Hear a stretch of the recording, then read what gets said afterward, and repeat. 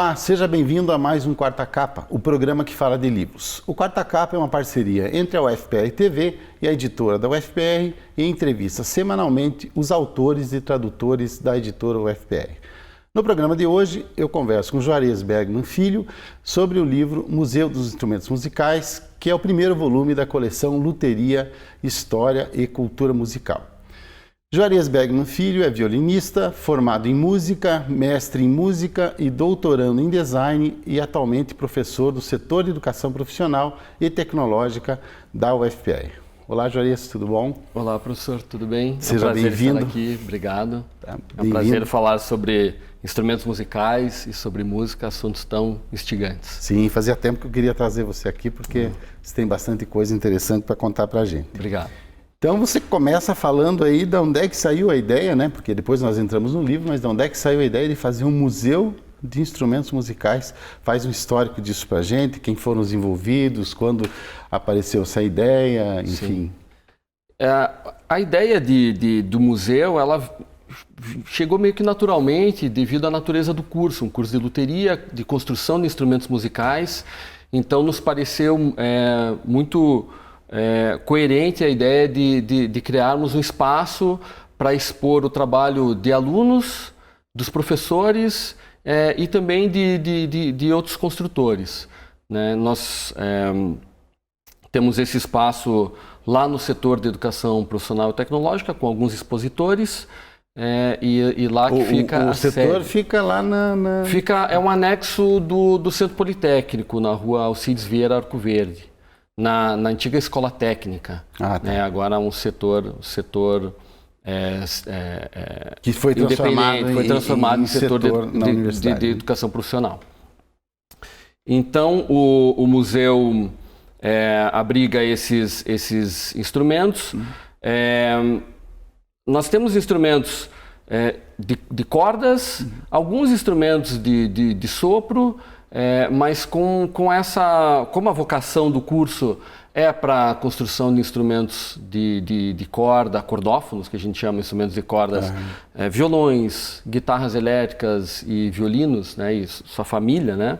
Então, esses são os instrumentos principais que nós temos no acervo. Mas, Juarez, até antes de você falar dos instrumentos, que depois a gente pode falar mais, você pode até mostrar para a gente os instrumentos, você falou, bom, a ideia do museu ela já nasce dentro da ideia de um curso, né? Dentro da ideia do curso. Então talvez seja legal historicizar para a gente um pouco o trajeto do curso, claro, né? O curso de luteria é o primeiro desse tipo, o primeiro dentro de uma instituição de curso superior no Brasil. E existem 3 pessoas responsáveis pela criação do curso. O professor Aloysio Schmidt, do Departamento de Arquitetura, o professor Guilherme Romanelli, do Departamento de Educação, do setor de Educação, e o luthier na época, que não era professor ainda da universidade, mas um luthier formado na Itália, o Leandro Mombar. E eles acabaram se reunindo e vendo uma possibilidade dentro da Universidade Federal da criação desse curso. Olhando assim, no passado parece até uma maluquice, né? A criação de um curso tão diferente, mas o curso tem dado resultado muito importante, muito interessante. Por que pareceria maluquice? Por ser um curso, pela luteria ser uma atividade tão antiga e que não necessariamente tinha, né, pelo menos essa ligação com o mundo acadêmico tão grande. Apesar de ter muita pesquisa nessa área, né,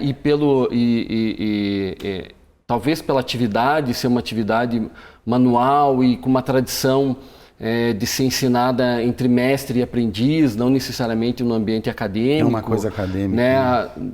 Talvez houvesse alguma resistência, né? Mas no fim tudo deu muito certo. E o curso não houve assim, resistência? Não, acho que não. Eu acho que a luteria tem essa atração, né? As pessoas, acho que trabalha com com instrumentos musicais, com algo entre arte e entre artesanato, algo que mistura muito bem isso, e com música, então tem esse apelo muito, muito interessante. A gente começa a falar em luteria, às vezes não sabe que muita gente não sabe o que é, né? A rigor, assim, em poucas palavras, o que é a luteria, né? A luteria é uma atividade de construção de instrumentos musicais, mas no sentido bem restrito do termo, usado mundialmente, seria a construção de instrumentos musicais de cordófonos feitos em madeira. E existem pessoas que usam uma definição ainda mais fechada, tratando só de instrumentos acústicos. Nós entendemos a luteria como uma atividade mais ampla. Que abrangeria, né? Todos os instrumentos.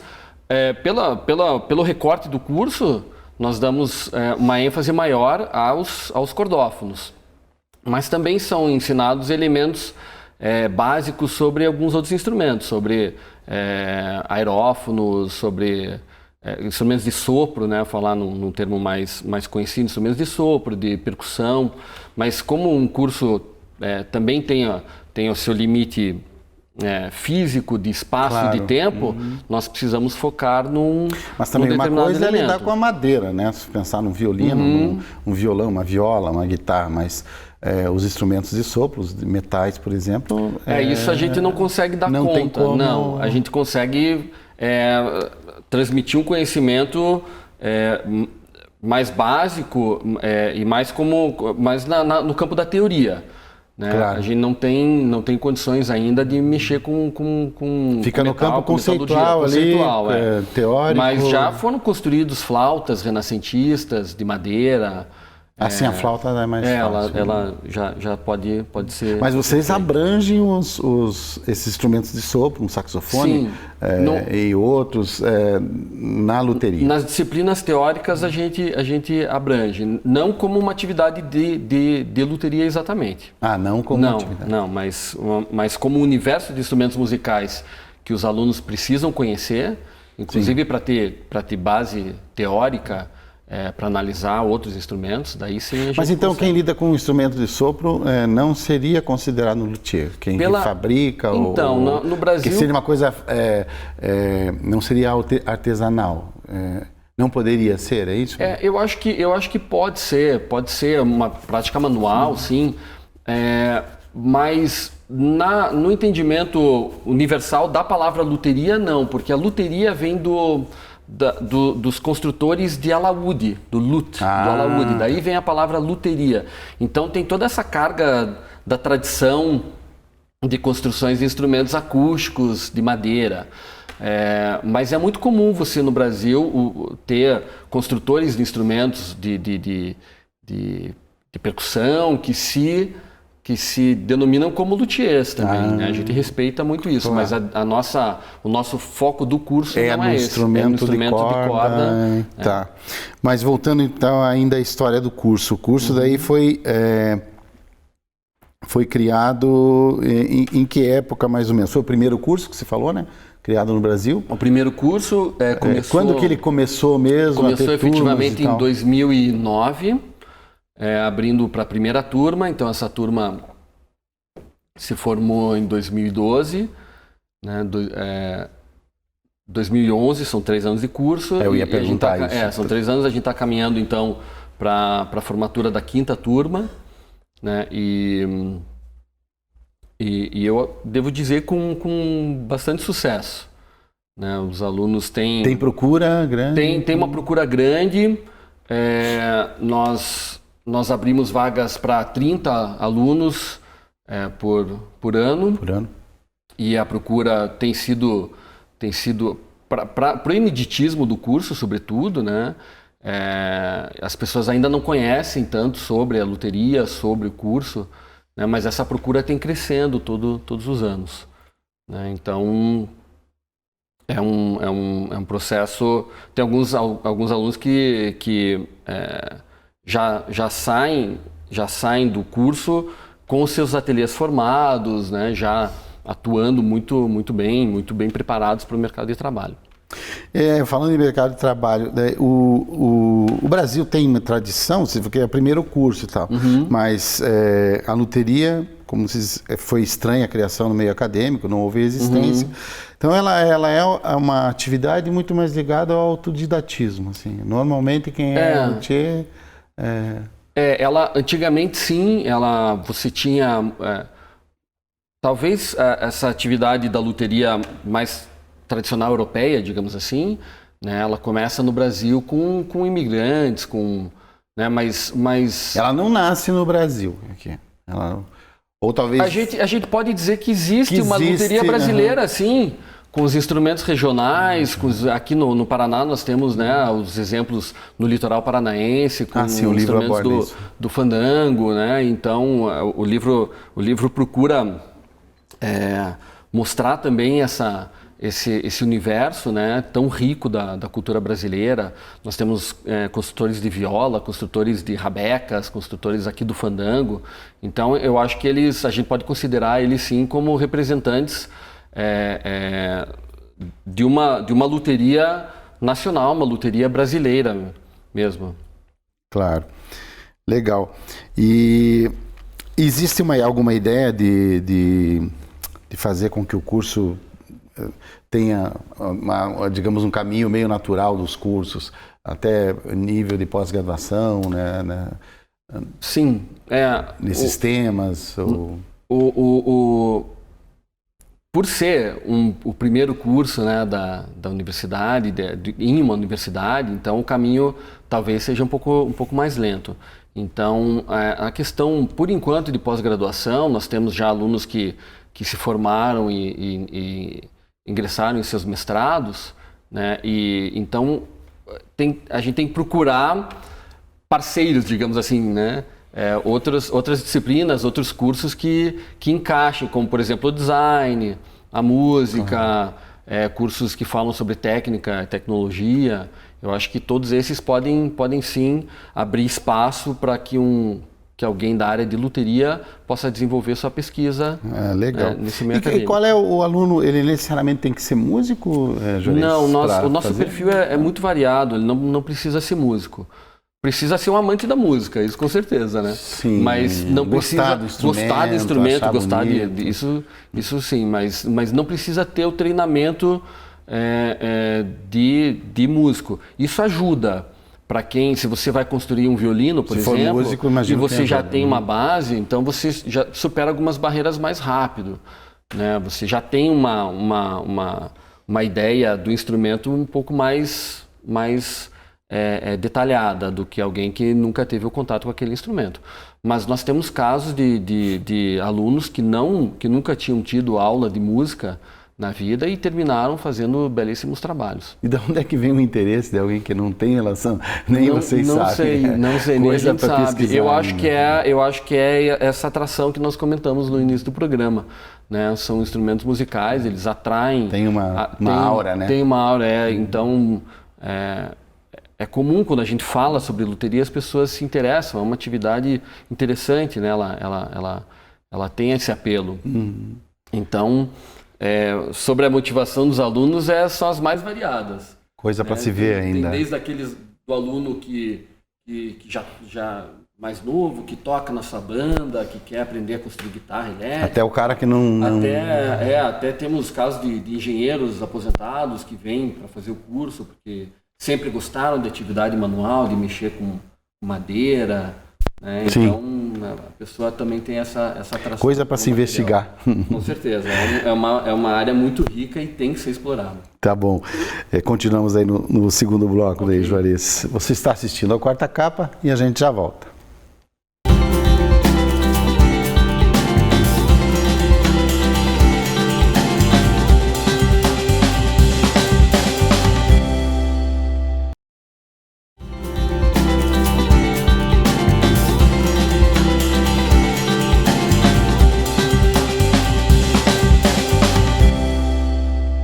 No Quarta Capa de hoje, eu converso com Juarez Bergman Filho sobre o livro Museu de Instrumentos Musicais da coleção Luteria, História e Cultura Musical.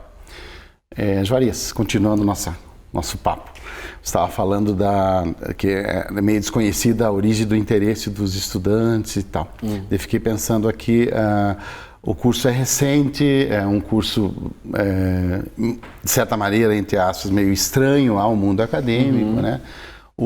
Ele repercutiu, assim, fora do ambiente de Curitiba, do Paraná. Como é que tem sido a ressonância do curso de luteria, né? Sim, o curso, a gente consegue ver o impacto dele até nos processos seletivos da universidade e nas primeiras turmas, nas turmas da luteria, que a maioria dos estudantes tem uma procura grande de estados fora do Paraná, não só no núcleo de Curitiba, mas do interior do Paraná e fora do Paraná. Então, nós temos alunos do Brasil inteiro vindo para cá para estudar, com o intuito de estudar luteria. Então, não por acaso, eles não por vêm acaso, essa é uma conquista do curso, de atrair estudantes do Brasil inteiro para virem estudar para cá. E também, o ano passado, houve algo muito importante para o curso, que foi firmar uma parceria de intercâmbio com uma escola de luteria da Argentina, de Tucumã. Legal. Então, estudantes da Argentina vieram para cá para passar um tempo para aprimorar seu estudo e fazer essa troca cultural, né? E esperamos em breve poder também enviar alunos daqui para lá para estudar. Legal. E você mencionou o Aloysio, né, que é tradutor também da editora UFPR, e eu me lembro, você acabou citando ele aí como um dos idealizadores. O Aloysio não é professor lá ele é professor da arquitetura, mas ele dá aula no curso de luteria. Ele dá aula, ele começou com algumas disciplinas optativas, ele dava aula de instrumentos de sopro, essa construção que nós comentamos dos instrumentos renascentistas, ele foi responsável pela disciplina, e agora ele dá aula de desenho para os alunos, então essa parte da criação de plantas, a planta do instrumento musical, é ele que está responsável por essa disciplina. A formação dos docentes, no geral, é muito variada, tão variada quanto mas os a alunos. maioria nós temos são músicos. Não, nós temos músicos, nós temos publicitários, nós temos, como não existia essa formação acadêmica em luteria, né? Então vocês foram agregando ali então, formações que poderiam contribuir. Físico, músico, então... E isso te levou, foi a luteria que te levou ao design, por exemplo? Eu te apresentei aqui como doutorando em design. Foi a partir da luteria, né? Eu sou violinista, depois da minha atividade no curso de luteria, né, sempre tive paixão pela cultura do violino, não só por tocar violino, mas por conhecer pelo instrumento, pela história né? dele. Isso sempre me fascinou, até mais do que o repertório, de certa forma, né? E naturalmente acabei buscando no design esse diálogo de união entre a construção de instrumentos musicais e a execução do instrumento musical. Esse é o tema da tua pesquisa? Esse é o tema. O tema da minha pesquisa são os sujeitos que constroem as rabecas aqui no litoral paranaense. Que legal. Então é o processo de construção, de execução, de circulação desses artefatos. Certamente tua pesquisa vai trazer dividendos aí para o curso. Eu espero que sim. Mais gente que você conheça hoje pesquisando, fazendo análogas? Sim, nós temos o professor Rodrigo Matheus Pereira. Ele já fez o mestrado dele em design, ele é professor de construção em Itália do curso, ele é responsável pelas disciplinas de construção de guitarras elétricas. Legal. E ele fez uma pesquisa muito interessante de mestrado, está disponível no site da universidade, né? É só procurar o nome dele. E ele fez uma pesquisa sobre os construtores de guitarra, os pioneiros construtores de guitarra no Brasil na década de 60. É uma pesquisa muito interessante, sim. Os primeiros construtores. Então, a guitarra surgindo como um produto comercial, ícone nos Estados Unidos e aqui no Brasil também. Entendi. Já tinha essa atividade de construção aqui. Ela foi demonizada, né, aqui no Brasil por gente da MPB e tal, mas Mas acabou ficando. Pois é, né? mas ficou e essa pesquisa dele trata sobre essas questões também, de certa forma. Então, nós temos essa abrangência. O design tem sido muito importante no diálogo com a luteria. O design é uma área que tem interagido com muitas outras áreas, né? Eu vi uma frase, tem uma afirmação que eu queria até que você comentasse, porque me deixou curioso. Não sei se eu entendi. Lá na página 17, o autor, acho que é o Leandro, se não me engano, que escreve, né? Ele diz num determinado momento que o aspirante a luthier deve entender que para a confecção de novos instrumentos, toda a tradição não basta, e para a restauração, toda a tecnologia é pouca. Exato. Dá para traduzir isso para Dá para traduzir. Eu acho que a síntese é que um aluno, eu acho que não só o aluno, mas o profissional da luteria, ele com o tempo ele vai entendendo que o processo de construção é um processo muito, muito demorado. É um processo de incorporação da técnica. Então esse é um processo já por si demorado. Sim. Né? E que toda a tradição ela está ali como um suporte muito grande, mas primeiro você tem que saber o que aplicar e quando aplicar. Né? E hoje em dia na luteria é uma discussão também muito grande entre o quanto da tecnologia de maquinário, por exemplo, você tem máquinas hoje em dia que você programa e elas fazem, e elas constroem, e elas fazem entalhes milimétricos na precisão de um fio de cabelo. Só que a madeira, ela é um material que você precisa entender o material, o que ele é um diálogo também, o que esse material está pedindo do construtor, o quanto ele pode tirar. Né? Não é apenas uma medida exata. E na questão do restauro, ainda mais, uma máquina ela pode pegar um material bruto e construir, com perfeição fazer aquele molde, seguindo o molde, né? Ela faz instrumentos, inclusive, com uma perfeição milimétrica. Mas a questão do restauro, daí não há uma máquina possível de avaliar o que você precisa fazer. Em resumo, a delicadeza e o conhecimento. A sensibilidade, eu acho, é o essencial para alguém que vai atuar nessa área. Não adianta ter tecnologia e ser bruto, né? Não adianta. Não adianta você apostar todas as suas fichas na tecnologia. Eu acho que você... E também não adianta você... Ela não vai fazer o serviço por você. Exato. E também não adianta você ir contra e você... Né, simplesmente negar totalmente a tecnologia. Esse é o grande desafio hoje da luteria, digamos assim, atual, né? Como você trata esse diálogo entre a tradição, né? Se você pensar na luteria como uma atividade que vem desde o período medieval, né? Com as guildas e depois formaliza muito mais no período da Renascença, né, até hoje, mas hoje você tem uma gama tecnológica. Você não pode abandonar grande. Todo o cabedal de conhecimento da tradição em favor da tecnologia. Em favor da tecnologia. E também você não pode ignorar, ser tão purista, num certo termo, né, de que a tecnologia não serve para nada. Ela serve muito. Então você tem que ter esse diálogo constante. Entrando no livro mesmo, Juarez, como é que ele está estruturado? Vocês fazem uma classificação, né? Se utilizam os autores ali para fazer uma classificação dos instrumentos, embora você mesmo já falou que os de corda prevaleçam no curso e acho que eles também estão em primazia aqui dentro do livro. Nós partimos da classificação feita por dois autores, e é uma classificação antiga já, do início do século 20, o Hornbostel e o Sachs, e eles propõem que os instrumentos sejam divididos em 4 categorias principais de acordo com o elemento gerador sonoro, a característica de cada instrumento. Então são os cordófonos, os instrumentos que tem uma corda esticada, né, que produz o som, os aerófonos, que são os instrumentos que a gente chama de instrumentos de sopro, né, que existe uma coluna de ar e com a vibração desse ar produz o som. Os membranófonos, que possuem uma membrana esticada, né, tambores, instrumentos de percussão, né, tambores, pandeiro, etc. E os idiófonos, que são aqueles que o próprio corpo do instrumento ele produz o som. Né? Então, um reco-reco, um chocalho, né? a gente parte desse princípio.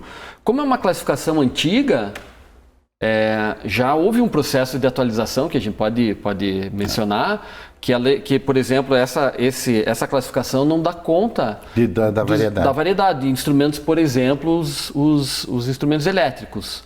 Então, já houve uma proposta de atualização desse sistema com o termo eletrófonos, né, que daria conta, então, de... Seria uma categoria. Seria uma categoria, uma quinta categoria. Né? Mas esse também é uma classificação que gera muito debate na academia, né? Sim, o mais importante é que vocês, enfim, estão contemplando o tema, né? A classificação também é uma coisa meio... E é importante para o aluno ter o conhecimento disso, claro, porque é essa linguagem que ele vai precisar dominar no meio acadêmico. Né? Só que, é claro, um instrumento ele pode ser um híbrido, né? Ele pode funcionar de uma maneira ou de outra, depende de quem executa e do contexto que ele está sendo executado e como. Então, acho que talvez a discussão mais importante para alguém que vai tentar entender um instrumento musical é ver em qual contexto ele está inserido. Claro. Né? Qual é o contexto cultural que ele está sendo apresentado, que ele está sendo executado. Legal. Né? Então, acho que essa é a base para o entendimento do instrumento musical. Juarez, o livro que você organizou, né, com outros colegas também, é o primeiro volume de uma coleção, né, que a editora lançou com esse livro, da Luteria, História e Cultura Musical. Né? Depois desse título vieram outros, né? O Som ao Sinal, o Canto Gregoriano, e também a Arte de Praticar Violino. Você mesmo, na época, levou, indicou o tradutor do Som ao Sinal, da Arte de Praticar Violino. Comenta rapidamente assim esse desejo também de ver uma coleção, né? Nós começamos com a proposta desse livro do Mimudos, do Museu dos Instrumentos, desse projeto que nós tínhamos no início do curso.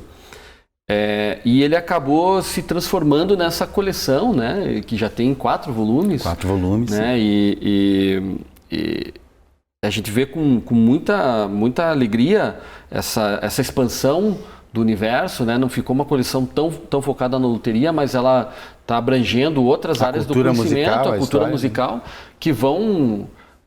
a luteria, o curso de luteria está sendo beneficiado diretamente com essa expansão dessa coleção. Bacana. Né? Então, ela traz, por exemplo, para você entender o próprio desenvolvimento de instrumentos musicais, você precisa também entender o desenvolvimento da escrita musical, porque a escrita, a partir no livro é bem interessante, do Som ao Sinal, a gente consegue perceber isso, que, sem entrar em muitos detalhes, eu sei que vai ter outras Sim, nosso edições tempo também já está acabando. Então, para você entender essa transformação da música por meio da transformação da escrita musical, também influenciou na transformação dos instrumentos musicais. Eles precisaram se adaptar a essa nova realidade. Né? Então, mais uma vez, esse diálogo aconteceu. Né? Então, essa coleção, para o nosso curso, ela é muito importante. E eu acho que para o leitor também é uma coleção muito coerente entre si, abrangente, mas ela tem esse elemento, até esse elemento de ligação, essa linha guia, né, da cultura musical. Né? Então, um livro pode dialogar muito com o outro da coleção. Legal. Esperamos que você traga outro livro, né, em outra oportunidade. Teremos outros, temos outros. Obrigado, Juarez, pela entrevista. Nosso tempo, infelizmente, acabou. Obrigado, professor. O livro Museu de Instrumentos Musicais, da coleção Luteria, História e Cultura Musical, assim como os outros títulos dessa coleção, do Som ao Sinal, a Arte de Praticar Violino e Canto Gregoriano, uma abordagem introdutória, você encontra na livraria da editora UFPR, no saguão do edifício Dom Pedro II, no pátio da reitoria.